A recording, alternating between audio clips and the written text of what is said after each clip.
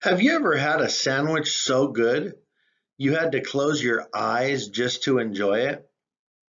You know, the kind of sandwich with a perfect crunch, the right mix of flavors, and maybe even a little messy, but worth every bite. For me, nothing beats a good tuna sandwich. Now, I get it. Some of you are probably thinking, tuna? Really? Of all the foods in the world, you picked tuna? But here's the thing, tuna sandwiches are classics.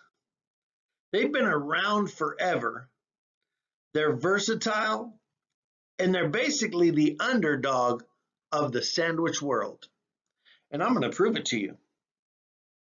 So sit back, relax, and by the end of this, you'll know a little bit about the history of the tuna sandwich, the step-by-step process of making one, and how to make a humble can of fish and turn it into something glorious. Let's start with a little history. See, canned tuna first rolled off the assembly line in 1903. And at first, people weren't exactly catching on to it. I mean, a fish in a can doesn't exactly scream delicious. But by the 1910s, tuna really started to catch on.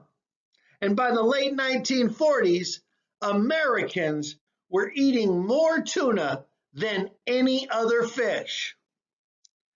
By the 1970s, tuna had officially made it into every lunchbox across America.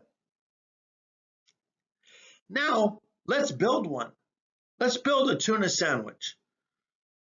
First up, we have the process of picking out the right tuna. There's albacore, chunk light, solid white, you name it. Albacore is firm, chunk light is softer.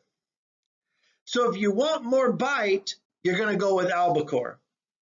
If you want softer, go with chunk.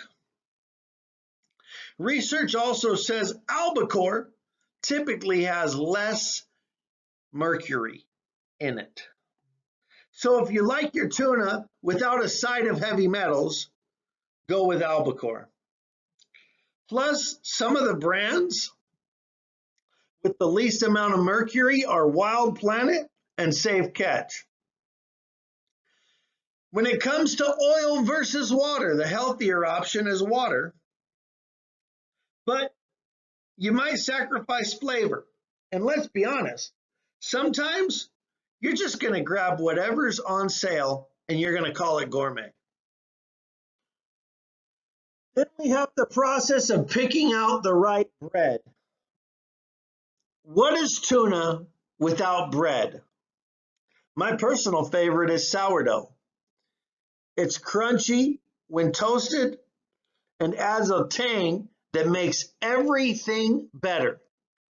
Multigrain is also a winner if you want to feel like you're being healthy while eating mayonnaise. Rye, white, or wheat are all good options too. Bread is basically just going to bring the whole sandwich together. Then we have the ratio. The most important part, the heart of the matter, the tuna to mayo ratio. See, this is where wars have been started in kitchens. The general rule of thumb is 2 parts tuna to 1 part mayo. Too much mayo and it's going to be like soup. Too little and you're going to basically be eating dry cat food. I also like to throw in a little mustard or lemon juice for zing because let's face it, plain tuna can be a little bit bland. Finally, we have all of the add-ins. This is where your personality is really going to shine.